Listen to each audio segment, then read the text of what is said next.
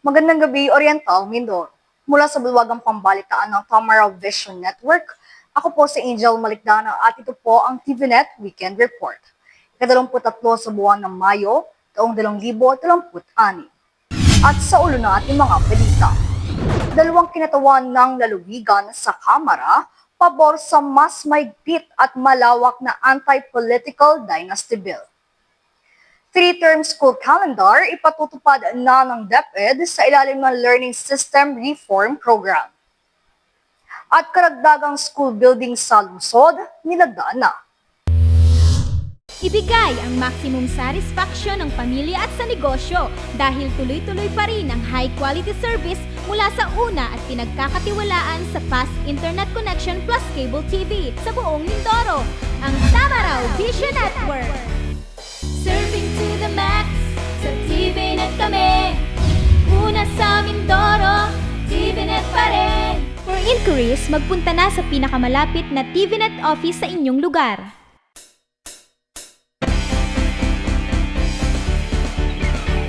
Sa detalye ng ating mga balita, puspusan ang ginagawang hakbang ng lokal na pamahalaan upang mapanatili ang kaayusan, kalinisan at kaligtasan sa loob ng Calapan City Public Market na itinuturing na pangunahing sentro ng komersyo sa lungsod.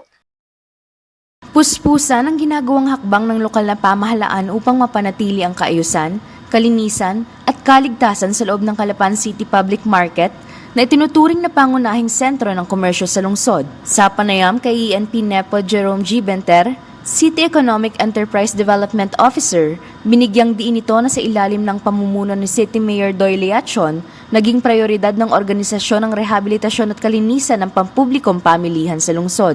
And ang ating pong public market, upon the assumption of our beloved City Mayor Doy Leachon, naging priority po niya na ito ay i-rehabilitate.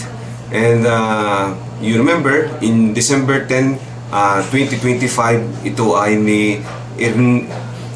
nagkaroon ng inauguration uli nung bilang newly rehabilitated Calapan City Public Market. And part of the rehabilitation na ginawa dito ay yung replacement ng ating buong bubong, replacement ng mga tiles ng ating buong building, at pag-aasa sa ayos na rin ng iba pang mga bahagi nito, like yung sa ating mga pipes and everything.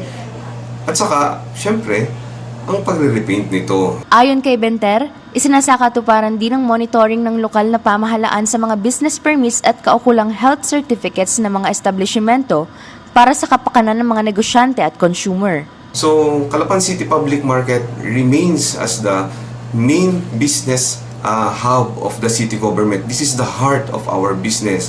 And one of the strategies na ini-implement natin ngayon is to ensure na itong lahat ng mga establishmento dito ay nagiging compliant din doon sa iba't iba pang mga requirements para sa maayos na pagninegosyo.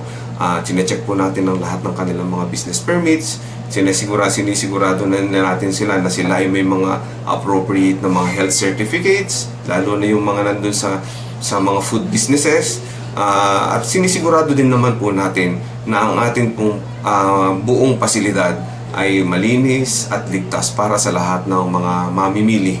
Upang mapanatili ang mataas na antas ng kalinisan, araw-araw na sumasailalim sa aktibidad ng paglilinis ang buong palengke sa tulong ng mga tauhan ng lokal na pamahalaan na sinusundan ng isang overall sanitation monitoring tuwing umaga bago dumagsa ang mga mamimili. Dahil dito, nananawagan si Benter sa ngalan ng lokal na pamahalaan na patuloy na tangkilikin ng mga Kalapenyo ang pampublikong pamilihan ng lungsod dahil bukod sa garantisadong malinis, ito ay ligtas at nananatiling puso ng lokal na ekonomiya sa Calapan. Ito po, bilang isa sa mga pangunahing hakbangin ng pamahalaang lungsod, ay pinaayos na rin natin yung escalator sa pamamagitan po ng pagpupursige talaga ni Mayor Doy. Kasi gusto niya talaga na may provide ang maayos na serbisyo sa mga Kalapenyo at sa lahat na pumupunta dito sa ating pamilihang lungsod. Kaya kami po sa panig ng City Government ay buong giliw naming ipinananawagan sa lahat na patuloy po nating tangkilikin ang ating pampublikong pamilihan ng Calapan. Samantala, isang malawakang reforma sa sistema ang kakaharapin ng buong sektor ng edukasyon sa Calapan City dahil ipatutupad na ng Department of Education ngayong school year 2026 to 2027 ang tinatawag na Learning System Reform, kung saan gagawing 3-term ang dating 4-term na school calendar period. Isang malawakang reforma sa sistema ang kaharapin ng buong sektor ng edukasyon sa Calapan City dahil ipatutupad na ng Department of Education ngayong 2026-2027 ang tinatawag na Learning System Reform kung saan gagawing 3 termino na lang ang dating 4 na termino na school calendar period. Isinagawa sa OMNHS ang orientation para sa Learning System Reform ng DepEd kung saan dumalo ang mga guro sa iba't ibang paaralan sa syudad at mga karatig bayan. Ayon sa panayam kay Joey Gutierrez, Curriculum Implementation Division Chief ng DepEd Calapan, kinumpirma nito ang patungkol sa bagong reforma ng DepEd. Ayan, napaka-swerte po ng DepEd Mimaropa Region kasi ngayong araw po at kahapon isinagawa po yung tinatawag nating Learning System Reform Orientation. So yung Learning System Reform Orientation na isinagawa namin ay para magkaroon ng kalinawan sa lahat ng mga pagbabago na mangyayari sa DepEd sa darating na pasukan ngayong 2026-2027. Actually, yung mga pagbabagong ito ay naka-anchor dun sa mga feedback at saka pangangailangan ng ating field, lalong higit ng ating mga guro at ng ating mga mag-aaral sa buong DepEd, hindi lamang po sa lungsod ng Calapan, kundi sa buong Pilipinas. Ang pinakauna na nga po dyan na pagbabago ay yung tinatawag nating 3-term calendar or 3-term school calendar. Kung nung nakaraang panahon po, 4 na grading periods ang meron ng ating mga paaralan sa buong Pilipinas. Ngayon po, sa pamamagitan po ng Department of Education, bunga ng kanilang pag-aaral, ginawa lamang po siyang 3-term calendar.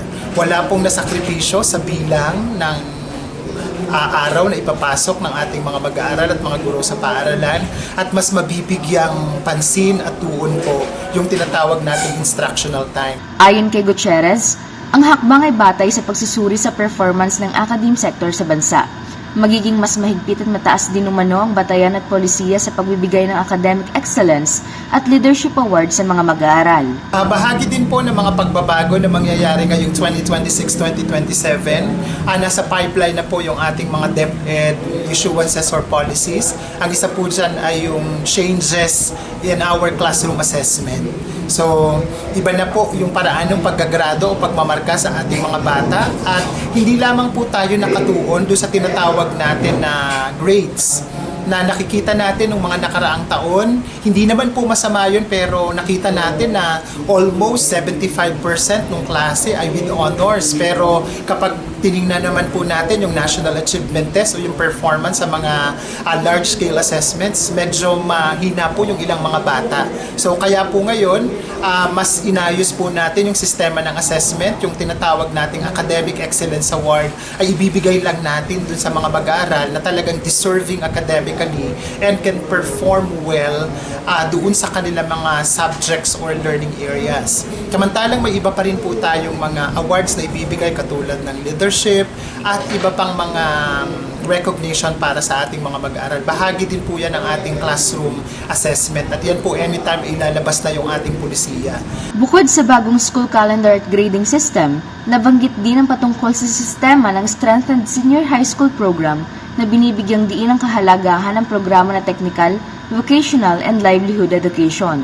Malaki din po na kontribusyon ang ibinibigay ang kontribusyon nito sa pag-angat ng kakayahan ng ating mga mag-aaral sa aspeto ng technical, ng livelihood education at nakaagapay po sa atin ng TESDA. Pagdating doon sa pagpo-provide ng assessment sa ating mga bata, alam niyo naman po kapag ang mga bata ay merong national certification, so mas nagiging madali po ang paghahanap ng kanilang mga trabaho at ito po ay mga certification are recognized not only in the Philippines but all over the world. At nagpapasalamat kami sa TESDA sapagkat may mga slots na ibinibigay sa amin sa pamamagitan din po ng tinatawag nating mga JDBP programs. So nakakapasa ang mga bata dun sa assessment sapagkat yung nire-require na technical and vocational skills, alam na alam ng mga bata natin at nakakapasa sila dito sa assessment na ito ng TESDA, at we are happy to announce na ang DepEd Calapan City po lagi po 100% pagdating sa National Certification Assessment. Ang malawak na reformang ito sa kurikulum ay mandatory sa lahat ng pampublikong paaralan mula kindergarten hanggang senior high school sa lungsod,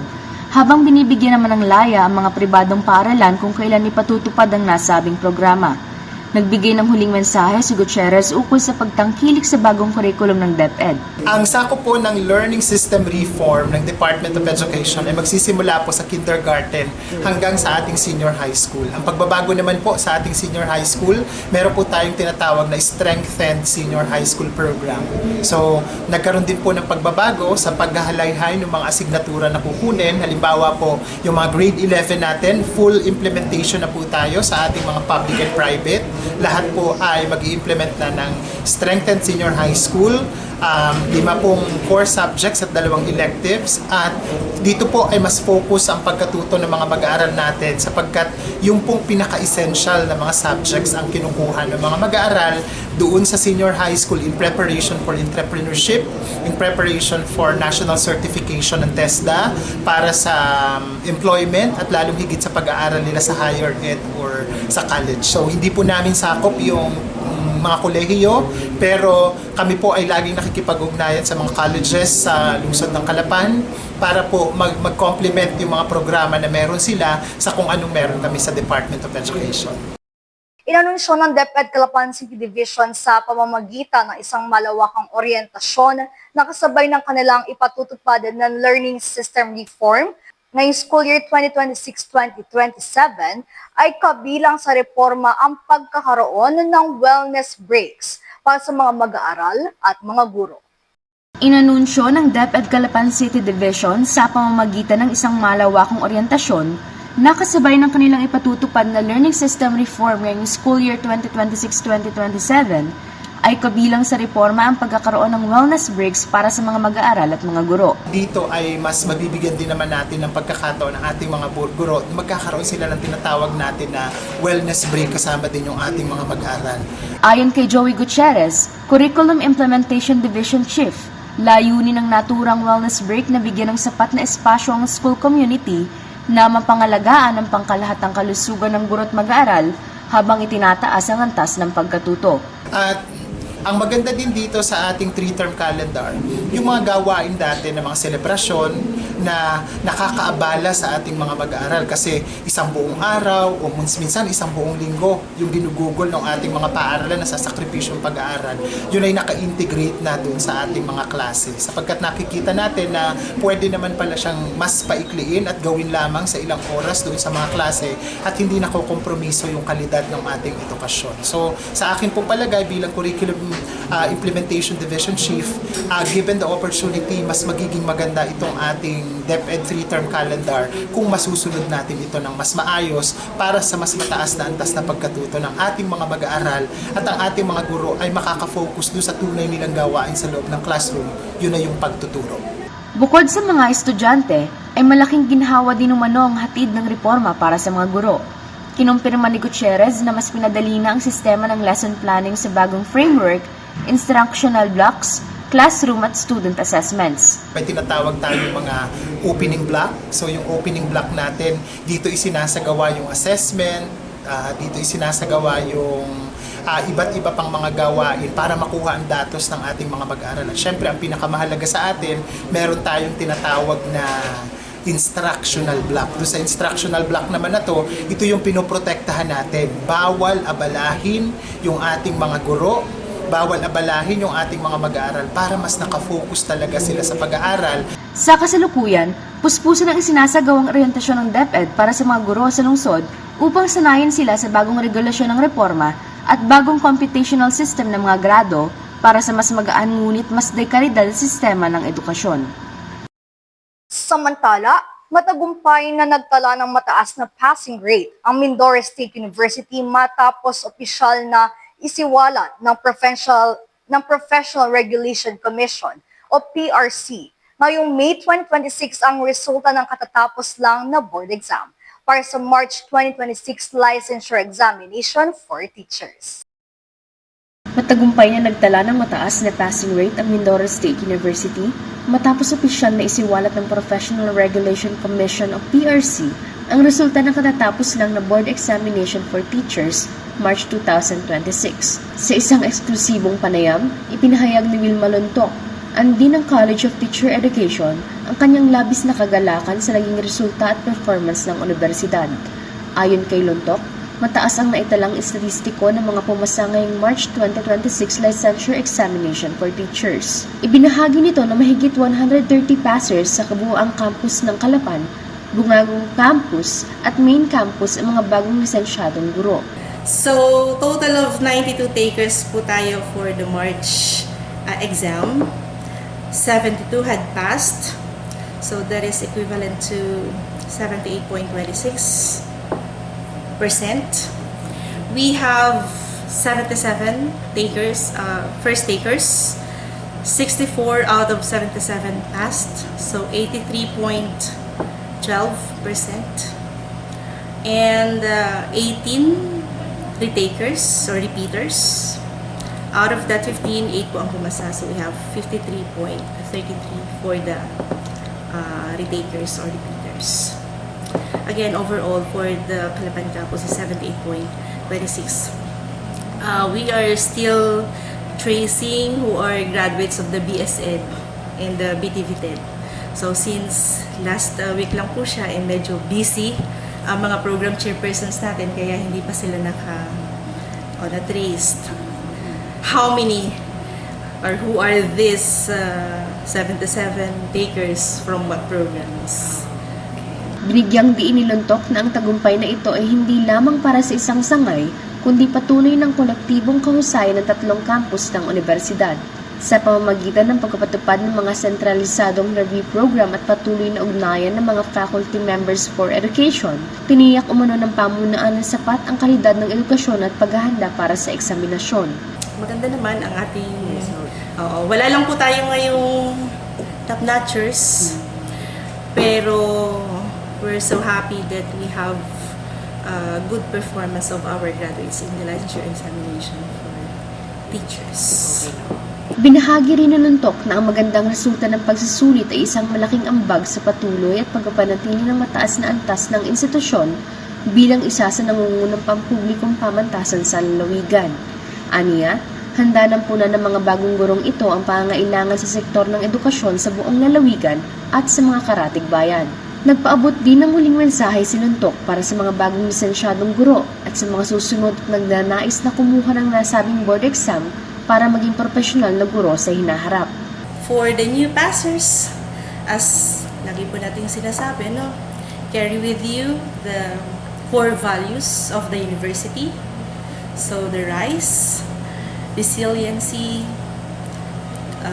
integrity, commitment, and excellence.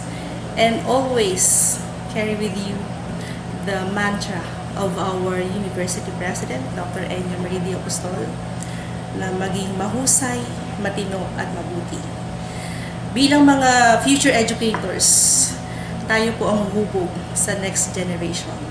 So sabi nga ni Rizal, ang kabataan, ang pag-asa ng bayan.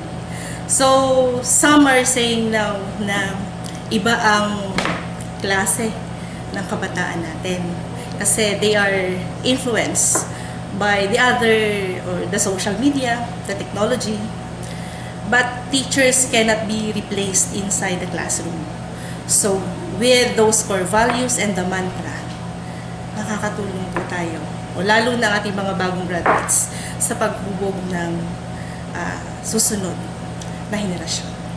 Congratulations po sa inyong lahat. At maraming salamat sa pagbibigay ng honor sa Mindoro State University. Maraming salamat. Magbabalik po ang TVNet News Time makalipas ang ilang paalala. Bakit ka kasi kumabit? Alam mong di tama yan, di ba? Huwag ka nang gumamit ng pag-aari ng iba. Nakakaperwisyo ka sa mga legal na cable. Lumalabo ang signal nila. Mahiya ka naman, hoy. Illegal na cable mo, putulin na. Ano, gusto mo bang umabot pa sa kulungan? Umiwas ka na sa gulo tsaka skandalo. Huwag maging kabit. kakabit ng tama ngayon. Supported by PCTO. Good news po para sa lahat ng subscribers ng cable TV at cable internet. Naisa batas na po ang Anti-Cable Television and Cable Internet Tapping Act of 2013. At ayon dito, bawal makikabit ng cable TV at cable internet. Ang parusa sa sino mang lumabag sa batas na ito ay pagkakakulong at pagbabayad ng malaking multa. Bayad ka na nga, kulong ka pa. Kim Atienza po, nagsasabing pagdating sa batas, hindi weather-weather lang. Huwag makikabit. Supported by the PCTA.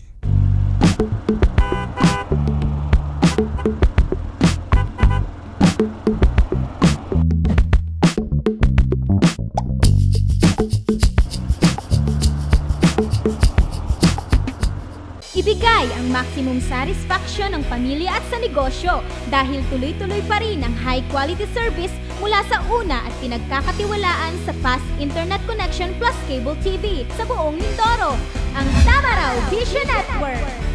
Serving to the max, sa TVNet kami. Una sa Mindoro, TVNet pa rin. For inquiries, magpunta na sa pinakamalapit na TVNet office sa inyong lugar.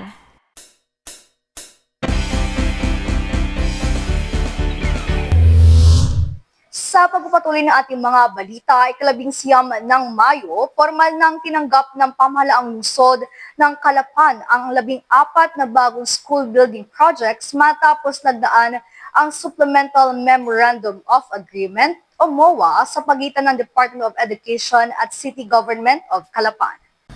Sa nakaraang pagbisita sa lungsod ni Senator Sherwin Gatchalian bilang keynote speaker sa pagtatapos ng City College of Calapan, ipinahayag nito na kabilang ang lungsod sa nabigyan ng pondo para sa pagpapatayo ng school buildings. Nag-usap na kami as early as last year doon sa mga proyekto pang-edukasyon at tulungan kami na makakuha ng mga classrooms para sa mga elementary at high schools natin dahil ang Calapan kasi mabilis lumaki at umuunlad eh. So may mga classroom shortage tayo at nagtutulungan kami para magpatayo ng mga bagong classroom sa mga elementary at high school. Ikalabing-siyam ng Mayo, formal nang tinanggap ng pamahalaan lungsod ng Calapan ang 14 na bagong school building projects matapos lagdaan ang Supplemental Memorandum of Agreement o MOA sa pagitan ng Department of Education at City Government of Calapan. Pinangunahan ni City Mayor Doy Leachon ang pagtanggap bilang grantee ng proyekto, katuwang si Deputy Assistant Secretary Aurelio Paulo Bartolome bilang kinatawan ng ahensya. Naging saksi sa paglagda si Provincial Board Member R.L. Leachon. Ayon sa lokal na pamahalaan, layunin ng mga bagong gusali na tugunan ang kakulangan sa mga silid-aralan sa iba't ibang pampublikong paaralan sa lungsod. Kabilang sa mga aprobadong proyekto ang 9 na 2-story school buildings na pinondohan sa pamamagitan ng pagtutulungan ni na Senator Sherwin Gatchalian at DepEd sa ilalim ni Education Secretary Juan Edgardo Angara. Kasunod ng kahilingan ni Mayor Doy. Kabilang dito ang mga proyekto para sa Balingayan Elementary School, Baruyan Elementary School, Bukayaw National High School, Canubing 1 Elementary School, Managpi Elementary School, Parang Elementary School, Villa Antonio Elementary School, Wawa Elementary School at Maidlang 2 Elementary School. Samantala, 4 pang 2-story school building projects ang popontuhan ni Oriental Mindoro 1st District Representative Arnan C. Panaligan para sa Lalod Elementary School, Oriental Mindoro National High School, Maidlang Elementary School at Pedro Panaligan Memorial National High School. May isa ring 2-story school building project para sa Personas National High School na popondohan ni dating Congressman Milagros Magsaysay matapos hilingin ito ni Vice Mayor Bim Ignacio. Nagpahayag naman ng pasasalamat ang pamahalaan lungsod sa mga opisyal at ahensyang naging katuwang upang maisakatuparan ang National School Building Projects ng administrasyon ni Pangulong Bongbong Marcos na inaasahang makatutulong sa pagpapabuti ng kalidad ng edukasyon at pagresolba sa kakulangan ng pasilidad sa mga paaralan sa lungsod ng Calapan. Samantala, naaprubahan na ng Kamara de Representantes sa ikalawang pagbasa ang panukalang Anti-Political Dynasty Bill na naglalayong pigilan ang sabayang paghawak o pagtakbo sa pwesto ng magkakamag-anak sa isang lugar. Naaprubahan na ng Kamara de Representantes sa ikalawang pagbasa ang panukalang Anti-Political Dynasty Bill na naglalayong pigilan ang sabayang paghawak o pagtakbo sa pwesto ng magkakamag-anak sa iisang lugar. Sa ilalim ng House Bill No. 8389, ipinagbabawal sa mag-asawa at mga kamag-anak hanggang second degree of consanguinity o affinity ang pagtakbo o paghawak ng elective position sa parehong lalawigan, lungsod, bayan, barangay o legislative district. Pinangunahan ni na House Speaker Faustino D. III at Majority Leader Sandro Marcos ang panukala na sinusuportahan din na mahigit sa 170 mambabatas. Ayon kay Lanao del Sur, Representative Zia Alonto Adio, layunin ng panukala na maiwasan ang konsentrasyon ng kapangyarihang pampolitika sa iilang pamilya habang pinoprotektahan pa rin ang karapatang tumakbo sa halalan. Kapag naging batas, obligado ring magsumiti ang mga kandidato ng sworn statement sa COMELEC na nagpapatunay na hindi sila lalabag sa anti-dynasty provisions. Nakasaad rin sa panukala na agad itong ipatutupad sa susunod na halalan, oras na maging ganap na batas. Ito ang kauna-unahang komprehensibong hakbang upang ipatupad nila ang probisyon ng 1987 Constitution laban sa political dynasty. Samantala, ayon kay First District Congressman Arnen C. Panaligan, sinusuportahan niya ito. Inaprubahan na ng Kamara aniya sa ikalawang pagbasa. Umaasa sana rin ang mambabatas na mas mahigpit at mas malawak na pagbabawal. Ngunit mas mabuti na aniya ito kaysa sa wala. Umaasa siya na mas mapapabuti pa ang pinal na bersyon nito matapos ang Bicameral Conference Committee. Para naman kay 2nd District Congressman Alfonso Umali Jr., mas pabor siya sa bersyon ng Senado at umaasa rin siya na mas mabuti at mahigpit na bersyon ng nasabing batas sa BICAM. Sa tingin ko, ipapasa ng Congress kahit by hook or by crook yung bersyon nila. Ng Congress pero ang layo ng bersyon ng Senate at saka ng Congress. So parang dito sa kabila, parang ginawa pa nilang legal pa, unlimited, kahit sino pwede tumakbo. Itong isa, hanggang second degree lang. So, at dalawa lang. Itong isa parang smorgasbord, lahat pwede kayo. Kanya-kanyang bayan, tigil-tigil sa mayor. Pwede vice governor, basta iba-ibang pwesto. Samantala, hanggang katapusan ng Mayo, posibleng masolusyonan ang nararanasang krisis sa kuryente sa lalawigan. Ito ay matapos ang isinagawang emergency power meeting sa Kapitolyo na pinangunahan ni Ormeco General Manager Engineer Humphrey Dolor at ni Governor Merlito Dolor kasama ang mga opisyal at kinatawan ng mga independent power producers at emergency power suppliers, ganon din ang mga ahensya ng National Power Corporation at Transco. Ginanap ito ay 18 ng Mayo sa Tamaraw Hall sa Kapitolyo. Hanggang katapusan ng Mayo 2026, posibleng masolusyonan na ang nararanasang krisis sa kuryente sa lalawigan. Ito ay matapos ang sinagawang emergency power meeting sa Kapitolyo na pinangunahan ni Ormeco General Manager Engineer Humphrey Dolor at ni Governor Merlito Dolor kasama mga opisyal at kinatawan ng mga independent power producers at emergency power suppliers, ganun rin ang mga ahensya ng National Power Corporation at Transco. Ginanap ito 18 ng Mayo sa Tamaraw Hall sa Kapitolyo. Ayon sa Ormeco, ang sitwasyon ng kooperatiba ay maituturing na nasa kritikal na kalagayan dahil hindi sapat ang kasulukuyang available generation. Mababa ang generation ng renewable energy suppliers. Hindi pa operational ang ilang inaasahang bagong planta at may problema sa fuel supply ang ilang emergency power providers. Sa kasulukuyan, ayon sa datos, umabot sa 75.31 megawatts ang pinakamataas na demand sa kuryente na naitala nakaraang 11 ng Mayo, habang 56.5 megawatts lamang ang maaasahang supply. Ang nasabing demand, posible pang tumaas sa 86.4 megawatts sa mga susunod na araw o linggo. Dahil dito, kinailangan ng Ormecong magpatupad ng manual load dropping o MLD o rotational brownout na nararanasan ngayon ng mga member consumers. Sa pagpupulong, inisa-isa ng gobernador ang mga inihaing balakid ng Ormeco. Kabilang na dito ang pagpapalit ng problemadong EPP at ang pagpasok ng bagong Emergency Power Supply Agreement na 7 megawatts, pagpapabilis ng operasyon ng mga bagong IPPs at limitasyon sa 13.8 kV line na kailangan ng ikonekta sa 68 kV line. Simple lang naman, ayaw mo mangyari, gawin mo ito. Pero pag hindi nyo ginawa, tulad ng dapat nyo i-deliver, bukod sa penalty babayaran nyo kay Ormeco, may sagutin kayo sa akin. Ipapublish namin sa buong Pilipinas sa itong kumpanyang ito ay hindi sumunod sa deliverable nila according to their contract. Boss, remember, ako kausap mo, gobernador ako ha. Makikita ng slide, may problema ang delay. Sino kumpanya ang may delay at bakit? Isa-isahin natin.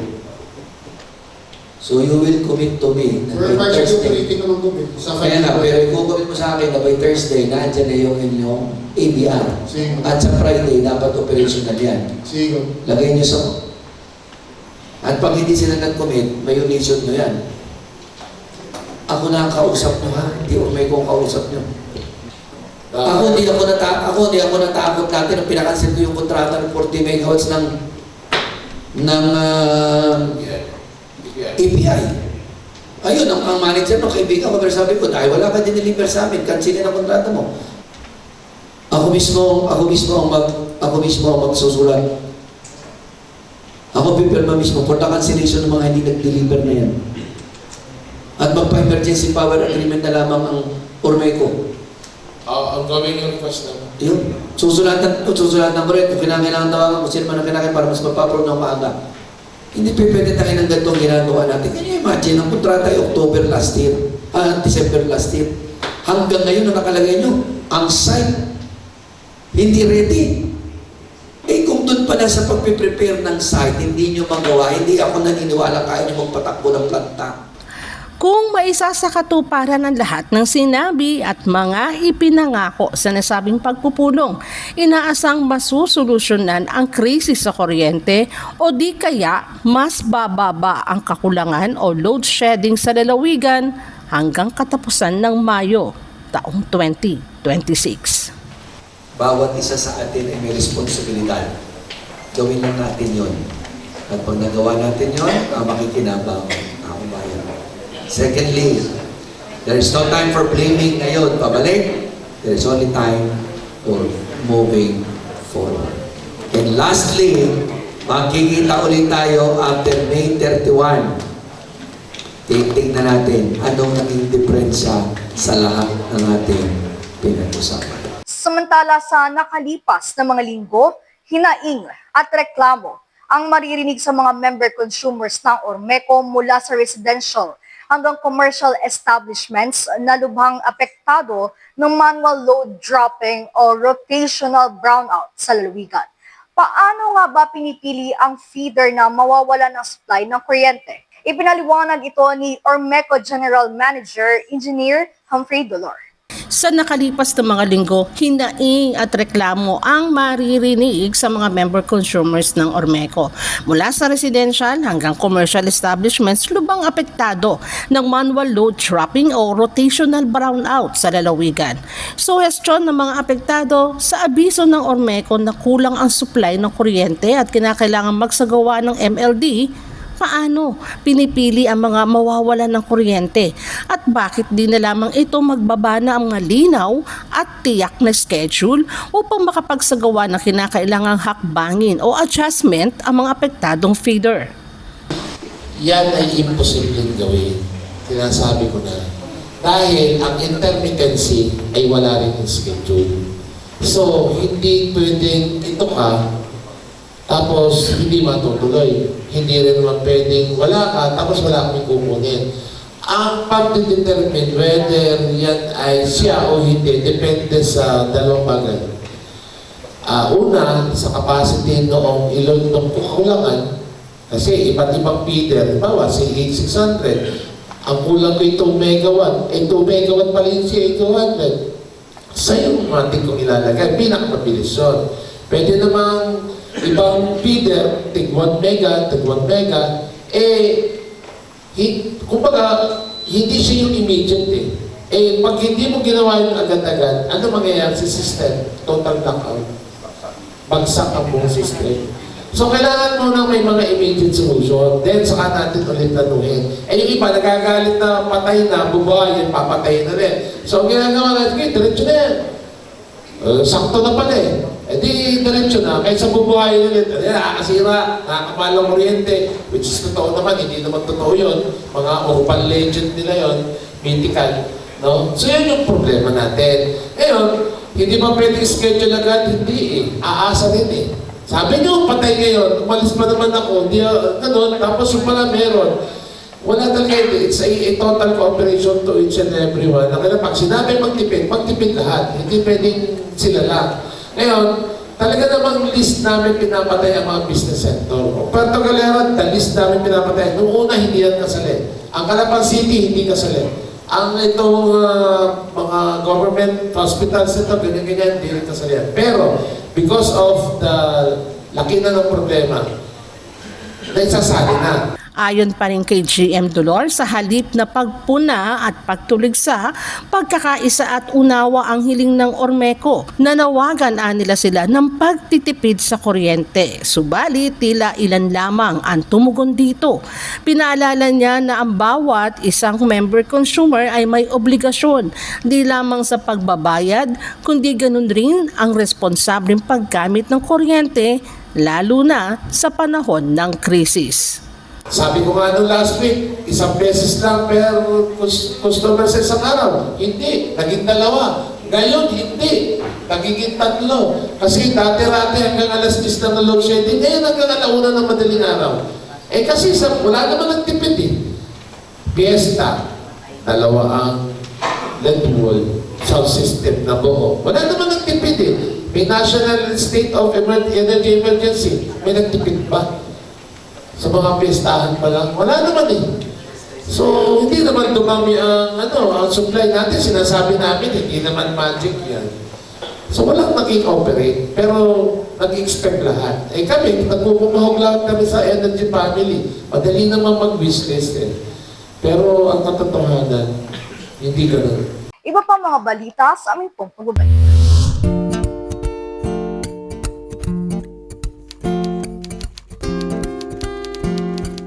Inday, pakiligpit nga itong mga kinalat ng mga bata.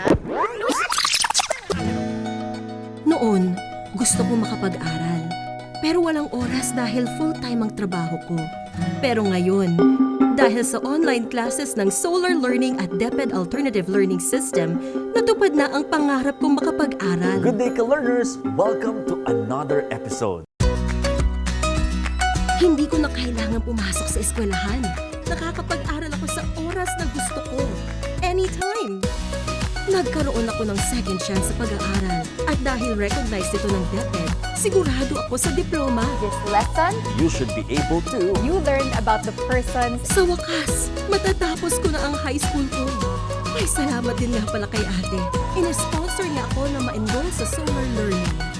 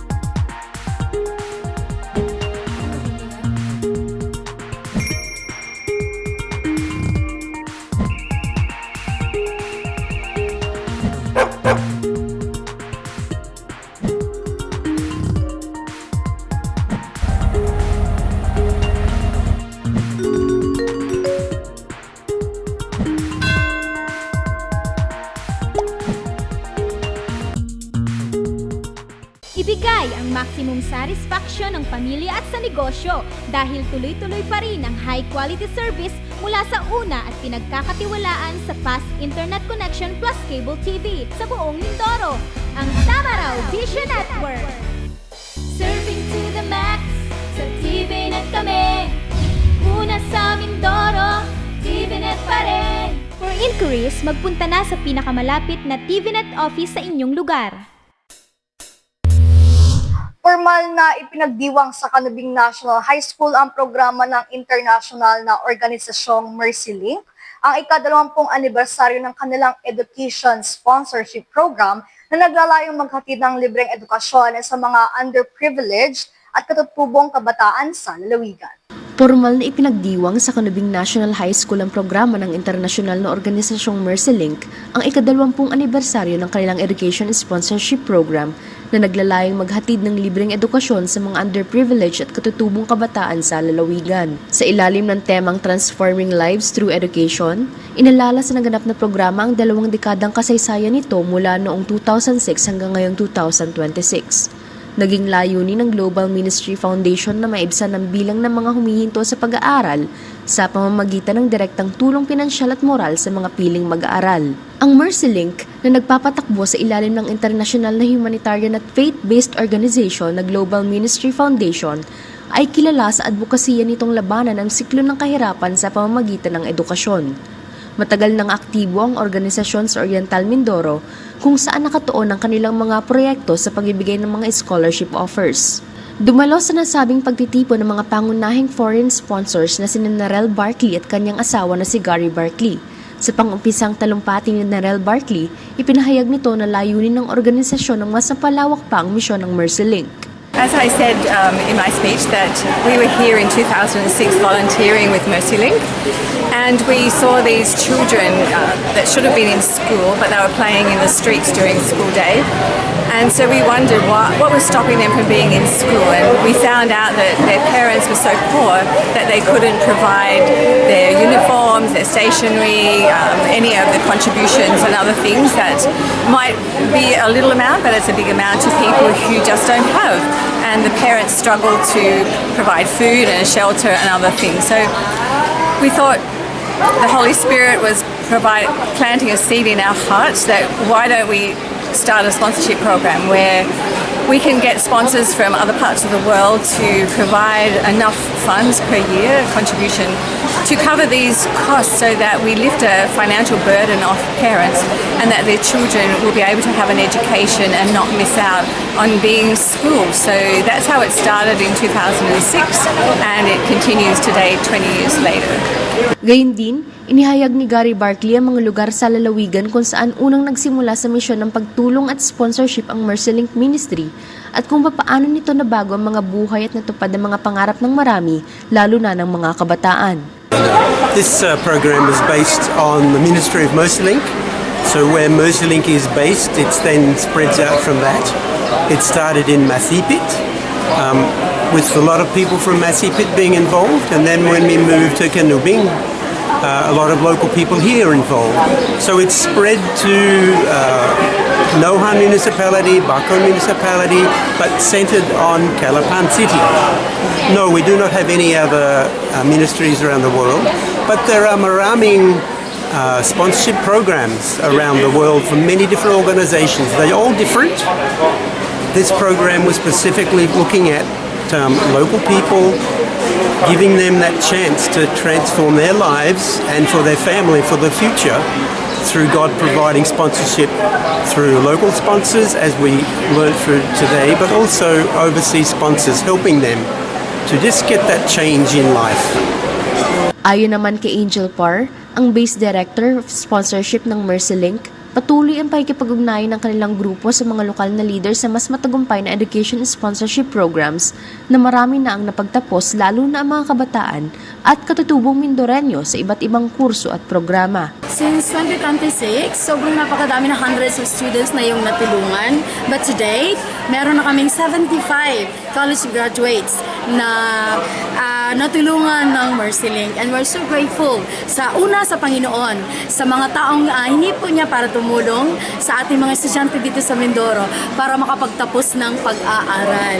At ngayon naman, the good thing is, the great news is sila naman yung tumutulong sa ating kapwa Pilipino na tumulong para mag-sponsor ng ibang mga estudyante, mga katutubo at mga Tagalog. Nagpaabot din ng pasasalamat si Pastor Rupert Parr sa patuloy na pagsuporta ng ibang lokal na grupo upang matagumpay na maiulat ang programa ng MercyLink. Nagbigay din ito ng mensahe sa mga kabataang nagnanais maabot ang kanilang mga pangarap. It's very interesting, some of the applicants, their dreams. What is your dream job? What do you want for the future? Oh, I want to be a jet fighter pilot. I want to be an astronaut. Yeah. And I want to be... And they have these big dreams and I say, follow your dream. Don't give up. Just trust in God. And don't give up, impossibly for the Lord. And we are so blessed to be part of these people's lives, to mentor them, to guide them, to encourage them. I remember quite a few of these graduates when they were very young children coming to us and they say to me, Pastor, I can't do this. I say, do you remember last year you came to me and you said, Pastor, I can't do it. And now look, he's a part of mine. So hold on to that same hope that if God did it before, he can do it again. And many of them remember that. And we just encourage them and we're there for them to mentor them spiritually, emotionally, and we're very blessed. Lubos din ang pasasalamat ni nakanabing National High School Principal Juanita Dawis at Barangay Captain Emmanuel Matipag sa kanilang mga talumpati. Binigyang diin ng dalawang pinuno ng 20 taong suporta ng organisasyon ay nag-iwan ng malaking ambag sa pagtaas ng antas ng edukasyon sa kanilang komunidad. Samantala, puno ng inspirasyon ang pagbabahagi ng mga kwento ng tagumpay mula sa mga sponsored individuals na nagbigay din ng kanilang mga talumpati at pasasalamat sa Education Sponsorship Program ng MercyLink. Sa pagtatapos ng pagdiriwang, muling pinagtibay ng MercyLink ang kanilang pangako na ipagpapatuloy ang misyon sa Oriental Mindoro upang mas marami pang kabataan na makapagtapos at makatulong sa kani-kanilang mga pamilya sa hinaharap. Samantala, sa ibang balita, idinaos na nakaraang 15 hanggang 17 ng Mayo 2026 ang Media Camp 2026 na may temang Lights, Camera, Mission. Hindi basta dokumentasyon, kundi inspirasyon. Bilang pakikisa sa pagdiriwang ng World Social Communication Sunday. Idinaos sa karang 15 hanggang 17 ng Mayo 2026 ang Media Camp 2026 na may temang Lights, Camera, Mission. Hindi basta dokumentasyon kundi inspirasyon bilang pakikiisa sa pagdiriwang ng World Social Communication Sunday. Pinangunahan ng SNC SOCOM ang naturang gawain na dinaluhan ng mga kabataan ng Hapag at mga pamayanang media volunteers na naglalayong palalimin ang kaalaman at pananagutan ng mga kabataan sa paggamit ng media bilang kasangkapan ng ebanghelisasyon at positibong komunikasyon. Sa loob na 3 araw ng pagsasanay, tinalakay ng mga inimbitahang tagapagsalita ang iba't ibang mahalagang paksa kaugnay ng media at digital mission. Kabilang dito ang media literacy and Christian responsibility na nakatuon sa wastong paggamit ng media at pananagutan bilang Kristiyano sa digital na panahon. Tinalakay rin ang Finding God in Every Frame kung saan binigyan diin ang kahalagahan ng paghahatid ng pananampalataya at inspirasyon sa pamamagitan ng photography at videography. Nagkaroon din ng workshop sa narrative report and news writing upang malinang ang kakayahan ng mga kalahok sa wastong pagsusulat ng balita at ulat. Gayon din ang photography and videography na nagbigay ng praktikal na kaalaman sa pagkuha ng mga larawan at video para sa makabuluhang dokumentasyon. Bukod dito, isinagawa rin ang talakayan tungkol sa learning and proper etiquette as digital missionaries upang gabayan ang mga kalahok sa tamang asal at responsableng pakikisalamuha sa online platforms bilang mga makabagong misyonaryo ng simbahan. Ayon sa mga organizer, layunin ng MediaCamp 2026 na hubugin ang kabataan hindi lamang bilang tagapagdokumento ng mga gawain, kundi bilang mga instrumento ng inspirasyon, pananampalataya at katotohanan sa makabagong panahon ng komunikasyon. Sa halip na gumamit ng mamahaling dekorasyon, nagtulungan ng mga residente ng Barangay Ilaya upang makalikha ng mga makukulay na arko gamit ang mga materyales na maaring muling mapakinabangan tulad ng plastic, bote, karton, lumang tela, lata at iba pang recyclable items. Ang kanilang Santa Cruzan, panoorin natin sa report na ito.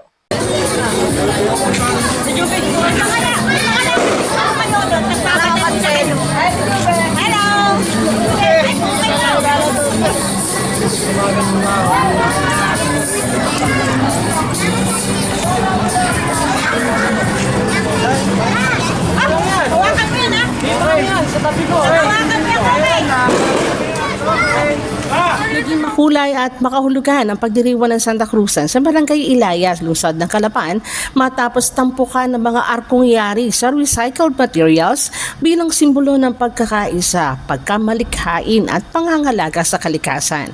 Sa halip na gumamit ng mamahaling dekorasyon, nagtulungan ang mga residente ng barangay upang makalikha ng mga makukulay na arko gamit ang mga materyales na maaaring muling mapakinabangan tulad ng plastic, bote, karton, lumang tela, lata at iba pang recyclable items.